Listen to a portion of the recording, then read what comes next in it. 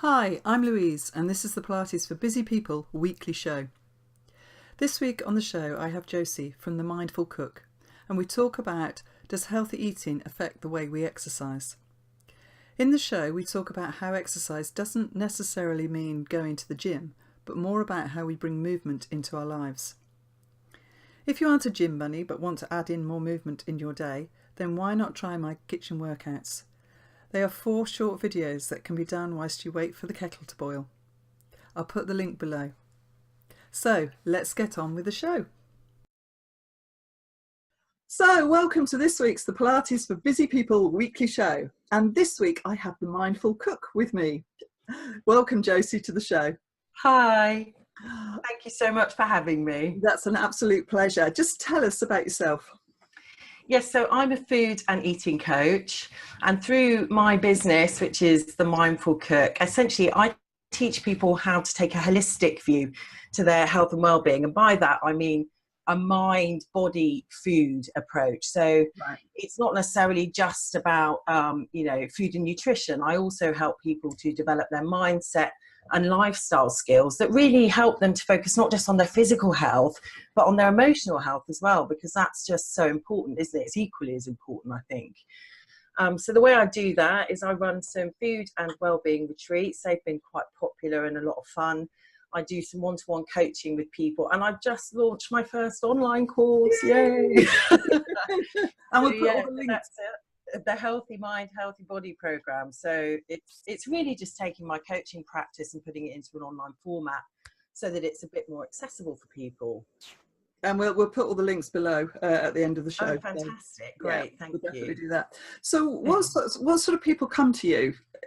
So it's a bit different across the piece, actually. So the wellbeing retreats tend to attract anyone and everyone. You know, I get mums and daughters, mostly ladies, has to be said, but I get mums and daughters, I get, groups of girls together. I tend to get a lot of women on their own, because essentially it's a nice safe space for people to explore food, have a bit of fun and just chill out essentially, and focus on their well-being for a weekend, because it's not very often we get a chance to do that, is it? So that where the coaching is concerned, it's mostly around people who really want to improve their relationship with food and with their bodies to a great extent. So that's where a lot of the kind of eating psychology practice comes into things. And with the course, really, I'm trying to bring them both together. So it really brings together nutrition skills and mindset skills that help people kind of, take this holistic view that I was talking about. And when you sort of talk about the body, that's talking about exercise and... Yeah. So I tend to refer to it as movement. Brilliant. And the reason for that is just because often when you say exercise, it conjures up all these ideas in people's heads that, they're slogging it out of the gym or whatever it is that they think of when you say that word. So I tend to call it movement, and very much like what you're doing, conscious, mindful movement. It doesn't necessarily have to be, going running in the park, and equally it needs to be on your own terms, Perfect. And very much like what you practice, it doesn't have to be 3 times a week for an hour at the gym. It can be 10 minutes or whatever it is. So so bringing together those 3 elements really. And do you find that people, when you take away the word exercise then and you start talking about movement, are they more receptive to it all? Yeah, absolutely. Yeah, indeed. And I think that it reframes it a bit, doesn't it? Yeah. You kind of think, and particularly with a lot of my clients, some of them have, not been used to doing a lot of movement. So when you kind of start to say, well, actually, and brilliantly, your kitchen Pilates is a brilliant example of this. I'll put the link below. You can do a few squats whilst you're putting on a cup of tea, or one of the guys who's just been testing out my online course has come up with a brilliant one, and he said, I'm learning these new healthy eating skills, but I'm also changing my shopping habits. So rather than driving to Sainsbury's and parking up, I'm shopping more ethically and I'm walking to the butchers, or I'm walking, to the grocers. And I was like, brilliant. That's exactly the kind of thing. It doesn't really matter what it is, does it? As long as you're kind of moving more. And one of my things that I like to do when I'm in the supermarket is looking for trolleys to see what they're eating, and are you, or what they're buying, because it scares me sometimes with all this stuff out there about healthy eating.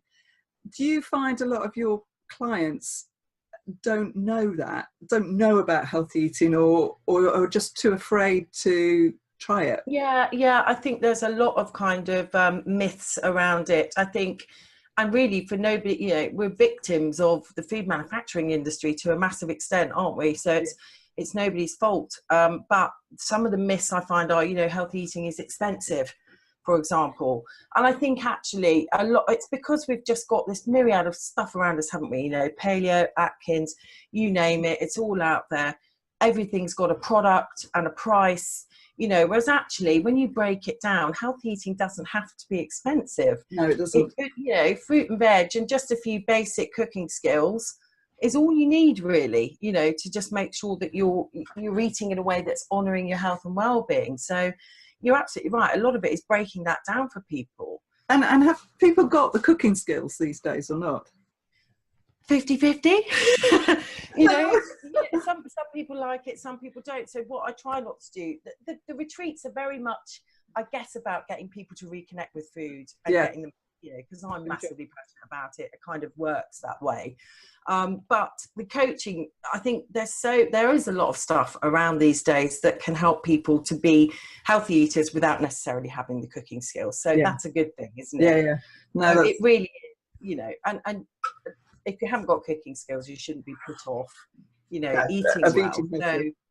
I love cooking, I love food, so for me it's a win-win. Yeah, same here. But it is, you're absolutely right. It is about that challenge of getting people over that hurdle and thinking, okay, healthy eating doesn't necessarily have to be challenging either, or take a lot of time. That's the other one. It can be simple. That's the next thing I wanted to talk to you about, because a lot of my clients either work from home, they've got young kids, they sit for long periods, and maybe just get up to go and get a snack or lunch, and invariably, I'm assuming here, I'm making assumptions, but those snacks will be just something they can grab hold of.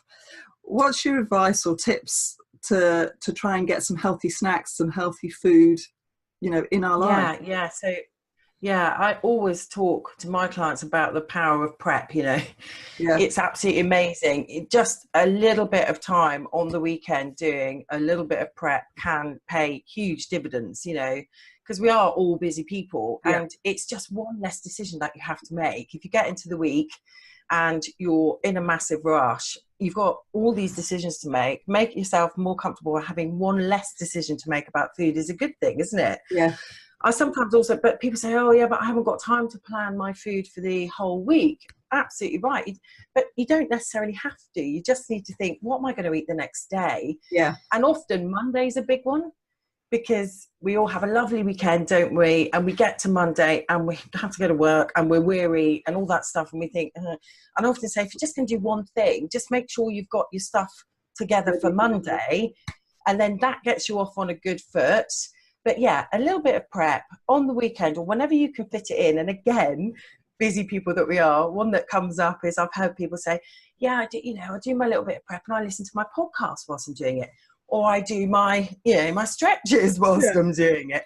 And it's that kind of thing, isn't it? Dual task, but do a bit of prep, because it just, it can make life so much easier during the week. No, that's really good. And I'd like to say I did it all the time. The other thing I do is I have a fairly well-stocked pantry. Yeah. So that I can just get some ingredients out and then make something. But as I said, I love cooking, so that's fun. But I do work with a lot of people who don't, they don't like the cooking thing. But again, there's so many. I was in Lidl the other day. I love it. Sorry. And I was just going up to the till, and a lady had been asking me, I'm going away for Easter, we're going to be in the car, what kind of snacks can I take that are easy, and can I prep? And I thought, well, rather than roasting chickpeas all week when you're in the run up to going on holiday, I was in it and I was looking at, there are so many more healthy snacks available, aren't there? Yeah. So I saw some dried peas, for example, or whatever it is. I just always say, just check the label and look for the sugars and the salts, and if it's looking pretty good, then pop it in the tray. And I suppose it's weaning us off, which I need to do at the moment, weaning us off chocolate, especially after Easter. So we're recording this in the week after Easter, so still But again, I'm a big believer in balance, and moderation. And because I think restriction can lead to all kinds of negative behaviors very often. When we tell ourselves we can't have something, what happens? We end up wanting it more, don't we? So, and also just creating opportunities to make more informed decisions. So now I love my chocolate, but now I go for the 70%, I go for the over 70% cocoa solids, less sugar in that, probably no dairy as well. And it's, a couple of bits of that of an evening. Brilliant. It gives you, a hit. Yeah. No, that's perfect. So in summary, basically, we need to spend a little time, and I know we haven't got much time, as you said, but in prepping for our days ahead. Yeah, and really, prioritizing your health and well-being by doing that kind of stuff is gonna really make you feel so much better, and it's time well spent. Yeah, and that's what I was going to say. It's so your clients who've been through your programs and your coaching, what's their sort of feeling at the end of it? It's the well-being, and they feel so calmer, more peace of mind, and that's through the mindset plus the eating stuff, because ultimately if you're feeding yourself better, you're going to feel better. You are, there's no doubt about that. But also if you're kind of feeling better up here as well, then holistically, you're generally going to be better off, aren't you? That's perfect. Right, well, I hope that everyone's got a few tips out of that, because I know I do it sometimes. Just get up from the desk and find something that's chocolate or whatever there. So it is about just a bit of preparation, and I'm going to do that this week. I think I'm going to prepare. Indeed. Brilliant. Well, that's a job well done for me then. Thank you. Brilliant. So as I've said before, we'll put your links below. Great, thank you. But thank you very much for joining us on the Pilates for Busy People Weekly Show. My pleasure. Thank you, Louise. I hope you've enjoyed this week's show.